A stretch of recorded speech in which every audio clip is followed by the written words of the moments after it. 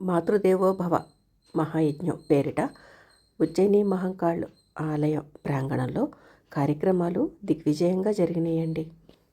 ఏ మాతృమూర్తి ఊహించలా నా కొడుకు నా కాళ్ళు కడుగుతాడు ఈ నిమిషాన, నా మనవరాలు నాకు కడుగుతుంది ఈ నిమిషాన అని.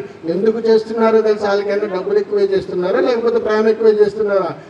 ఆయన రాసేశాడు రుద్రేశ్వరుడు, కలియుగాంతరములో నీ జన్మకు సాత్వికత కలిగేటువంటి పుణ్యము ఎక్కడ ఉన్నదిరా అంటే బ్రహ్మకు చెప్పాడు. ఆ నుదుటి రాతన రాయవయ్యా నా పాదాల చెంతన రుద్రభూమి దగ్గర కూర్చుని వారు నీ పాదాల చెంతన కూర్చుని అమ్మ కాళ్ళు కడిగిన రోజున వీరికి సంపూర్ణమైనటువంటి ఆయు ప్రమాణాన్ని ఇవ్వరా అని చెప్పి బ్రహ్మకు చెబితే ఈ రోజు తల్లులుగా మీకు ఆయు ప్రమాణాన్ని ఇవ్వడానికి కూర్చున్నారు.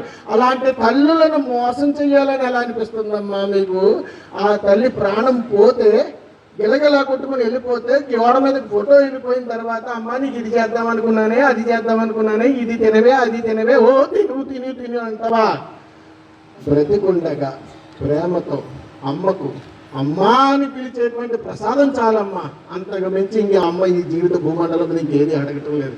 విష్ణు సహస్రనామ పారాయణం, లలితా సహస్రనామ పారాయణం, హనుమాన్ చాలీసా, భగవద్గీత శ్లోకాలు భావాలు, అలాగే మణిద్వీప వర్ణన, ఇలాగ వివిధ కార్యక్రమాలు శ్రీ నిత్య విద్యానంద భారతి స్వామి వారి ఆధ్వర్యంలో మా రాజమండ్రి నగరంలో చాలా చక్కగా జరిగాయండి. అటువంటి చక్కటి కార్యక్రమాలకి మేమందరం హాజరు కావడం మాకు మరింత ఆనందాన్ని కలిగించిందండి.